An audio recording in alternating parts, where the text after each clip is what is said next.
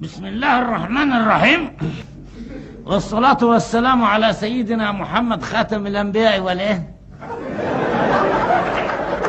والمرسلين. السلام عليكم ورحمة الله وبركاته. قال رسول الله صلى الله عليه وسلم: اغتربوا.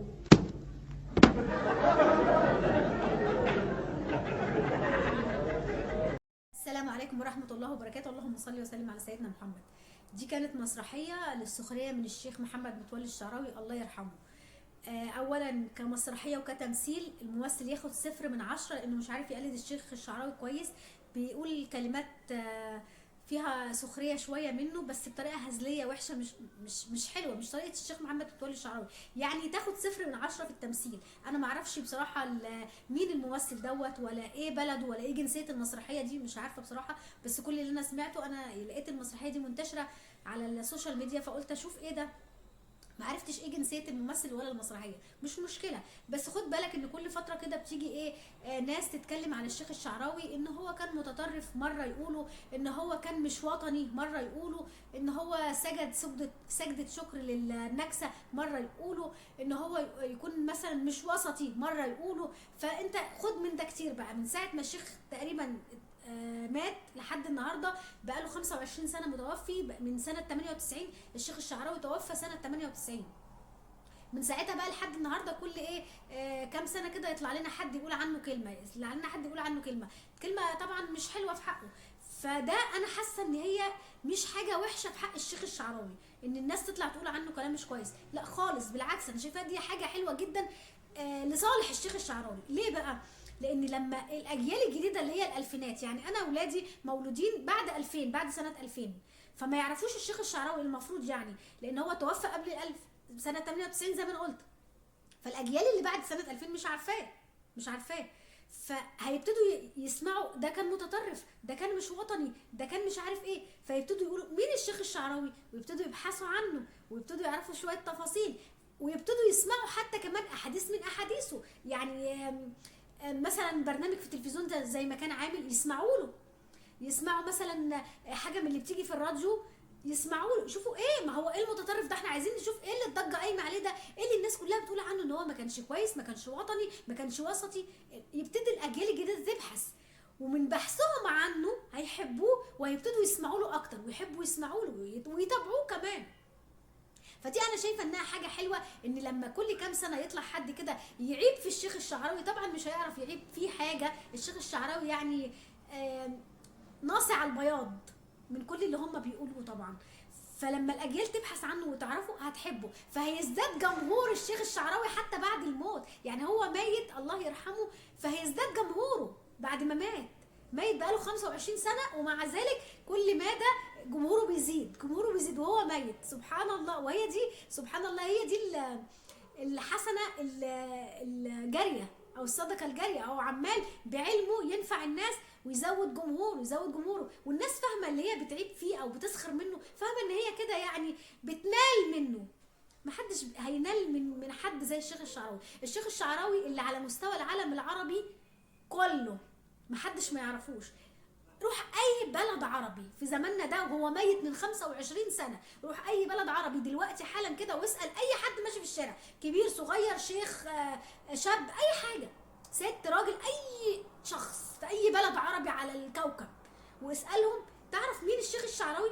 اكيد هيقولك ابسط حاجه هيقولها لك عارفه اللي بيجي في التلفزيون، اللي كان بيجي في رمضان، اللي بيجي الساعه 7 على قراءه القران الكريم. هيقولك اي حاجه معلومه عنه ولو بسيطه جدا. الشيخ الوحيد اللي العالم كله يعرفه، العالم العربي كله يعرفه، العالم العربي كله، هاتلي اي شيخ من اي بلد حتى لو من مصر برضو، من اي بلد عربي كل العالم العربي يعرفه ويكون متوفي من 25 سنه. في شيخ ممكن يبقى معروف بالكميه دي من الناس، يبقى مشهور قوي. طب بلاش مشهور عشان الشهره ممكن تيجي على ناس مش محبوبه. طب شوف الناس بتحبه قد ايه. مش في مصر، ما تسالش عنه في مصر، اسال عنه في بقيه الدول العربيه، اسال عنه في السعوديه. الناس اللي بيقولوا هو مش وطني، هو مش الشيخ الشعراوي ده اللي قال ان مصر هي اللي صدرت الاسلام حتى للبلد اللي الاسلام اتولد فيها؟ مش هو ده الشيخ الشعراوي؟ فين مش وطني الشيخ الشعراوي؟ مش وطني ليه؟ الناس اللي بيقولوا ان هو متطرف، الشيخ الشعراوي كان بيفتي فتاوي يعني ما بيخافش من الحق، كان بيقوله وخلاص، لكن مش لازم يخاف ويعمل حساب. وبعدين اللي بيقولوا ان هو كان مش وطني وانه كان متطرف وانه كان ده مش بيعيبوا الشعراوي كمان، ده بيعيبوا في الرئيس البلد اللي عمل وزير اوقاف. مش الشيخ الشعراوي ده كان في زمن، يعني في وقت من الاوقات كان وزير للاوقاف، ده معنى ان هو متطرف ومش وطني. ويجي انور السادات او حسني مبارك، مش فاكره والله مين فيهم، اللي يحط وزير اوقاف، ده معنى كده ان الرئيس اللي حط وزير اوقاف يبقى زيه، ما يبقى تفكيره، ما انا عمري ما هكون شخصيه عاديه كده مش متطرفه وشخصيه وسطيه واجيب واحد متطرف احطه وزير للاوقاف، لازم يكون هو كمان وسطي ومعتدل وكل حاجه. فده كده شتم من غير ما يقصد الرئيس اللي عينه وزير اوقاف، مش فاكره انور السادات ولا حسني مبارك.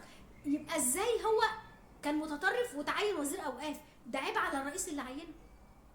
ده اكبر دليل على انه ما كانش متطرف ولا كان يعني متشدد ولا كان مش وطني، مش ممكن. الشيخ الشعراوي اللي كل الناس بالاجماع تحبه، بتسخروا منه وبتقولوا عنه كلام. الشيخ الشعراوي مش محتاج حد يدافع عنه، لا انا ولا اي حد من اللي طلع اتكلم عنه، والله ما محتاج حد يدافع عنه. اللي بيدافع عنه اعماله، اللي بيدافع عنه ان هو لحد النهارده ليه برنامج بيجي على التلفزيون في القنوات الفضائيه، لحد النهارده بيتذاع على القران الكريم الساعه 7 لحد النهارده بعد 25 سنه وفاه. ما بالك بقى وهو عايش كمان كان ايه؟ انا بكلمك في السنين اللي اتوفى فيها، بعد ما توفى كمان لسه عايش. الشيخ الشعراوي 25 سنه وفاء ولسه عايش، لسه الناس عارفاه، لسه الناس بتحبه، لسه الناس بتسمعه، لسه الناس بتفتكر ان رمضان يعني الشيخ الشعراوي قبل الاذان، لسه الناس فاكره ان يوم الجمعه يعني الشيخ الشعراوي بعد صلاه الجمعه، لسه الناس فاكره.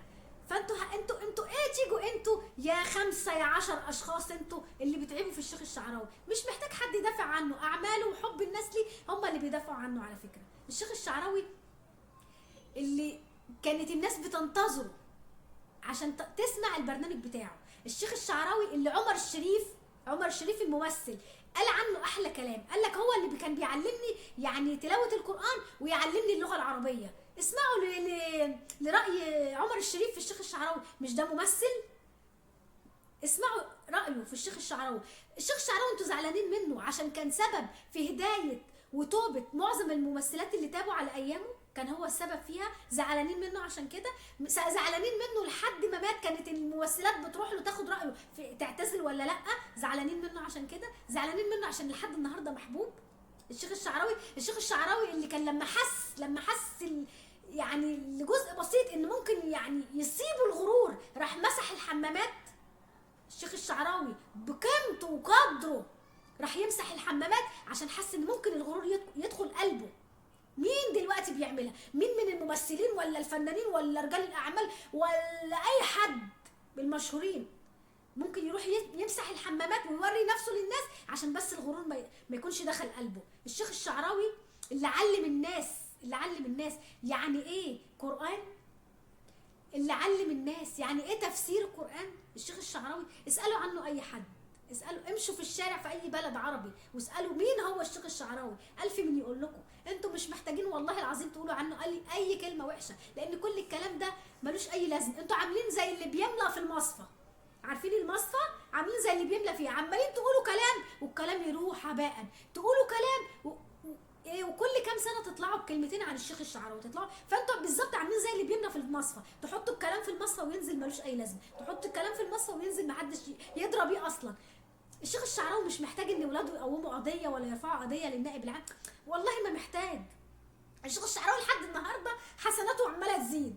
ليه؟ لان الناس عماله تبحث عنه وعماله تجيب له احاديث وعماله تجيب له لقاءات.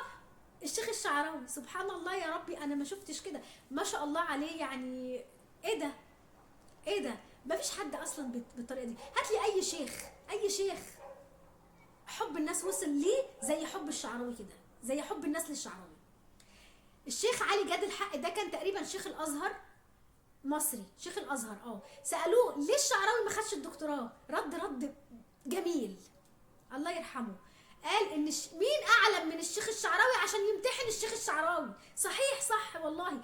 يعني انت عشان تاخد دكتوراه محتاج دكتور يناقش الرساله بتاعتك ويمتحنك فيها وبعد كده يديك الدكتوراه. فمين ده اللي هيمتحن الشيخ الشعراوي؟ مين اعلم منه عشان يمتحنه؟ فرد كان جميل من الشيخ علي جاد الحق الله يرحمه. فشوفوا مين بيتقال عليه كده، مين بيتقال عليه كلام زي اللي بيتقال على الشيخ الشعراوي، ان هو قد ايه محبوب من الناس، قد ايه ليه جماهيريه، قد ايه معروف في البلاد كلها. روحوا السعوديه واسالوا عنه، روحوا الجزائر واسالوا عنه، اسالوا عنه في مصر، اسالوا عنه في كل البلاد العربيه، شوفوا عمل ايه، شوفوا الناس بتحبه قد ايه، شوفوا الناس لحد النهارده بتسمعه ولا لا. شوفوا يمكن انا مهما اتكلمت عن الشيخ الشعراوي مش هوفيه حقه، اصلا انا مين اصلا؟ ولا ده ولا ده ولا ده اللي بيتكلم وبيدافع عن الشيخ الشعراوي؟ والله مش محتاج حد يدافع عنه، اعماله بتدافع عنه، ولقاءاته في التلفزيون بتدافع عنه، وكل الاحاديث بتاعته وكل الكلام بتاعه بيدافع عنه، كل الحاجات دي تدافع عنه، وكل الحاجات دي تبطل كيد الكائدين والله العظيم. بس والله العظيم بقول لكم ان من مصلحه الشيخ الشعراوي ان الناس دي بتتكلم عنه او بتتكلم في حقه كلام مش كويس، لان من كتر ما هما بيتكلموا بتزيد جماهيره وبيزيد حب الناس ليه. ويمكرون ويمكر الله والله خير الماكرين. والسلام عليكم ورحمه الله وبركاته.